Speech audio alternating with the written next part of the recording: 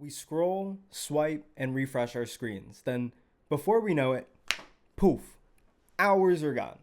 But what's really happening to our brains while we're doing this? There's a term that I'm sure you've heard floating around lately, and it's called brain rot.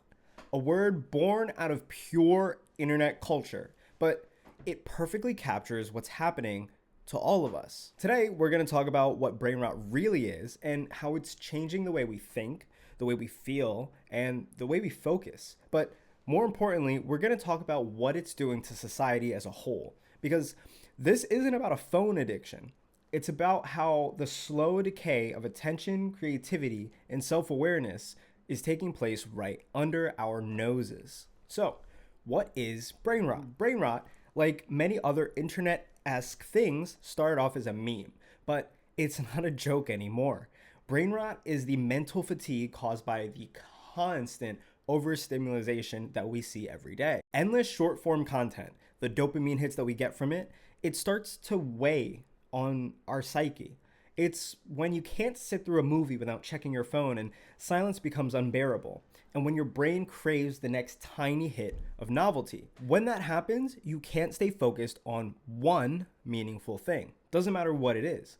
This is a side effect of the world that we've built around us. So let's get into the science behind it. The human brain has evolved to seek stimulation and reward. It's how we've survived over so many years. We sought out information, food, connection. Nowadays, social media has completely hijacked this system. Each swipe we do, video and click, it increases our dopamine, but short term. And this hyperstimulation, the brain adapts to it and it starts looking for constant reward and satisfaction. Over time, this rewires your prefrontal cortex, the part of your brain that's responsible for focus, decision making. And so when you want to focus, it's like running with 40-pound ankle weights on. It's an uphill battle. Your brain's not broken, it's just overstimulated. So let's talk about the social impact. Zoom out for a sec and let's think about how this plays across millions of people. Conversations start to get shorter, hot trends die within like days, and news is only seen through 7 or 15-second clips on TikTok. We've become a generation that's so informed, but not educated. And we know what's happening, but we don't really understand why. That's not education, and it's not news.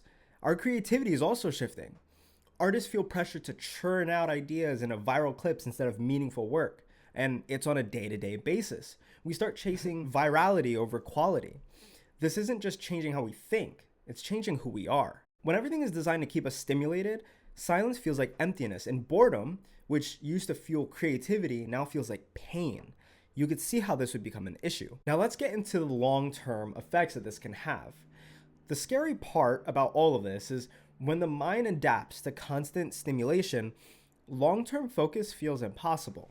That means stuff like reading, learning, deep conversation, they all become uphill battles.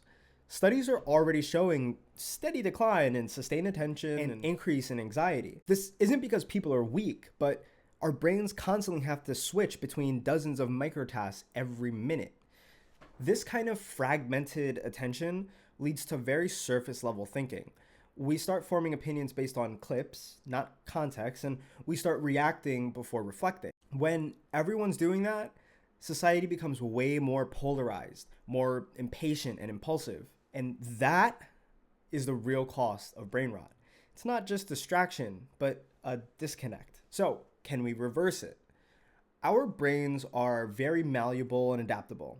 It's a double-edged sword if you think about it, because it's part of what caused us to get to this point.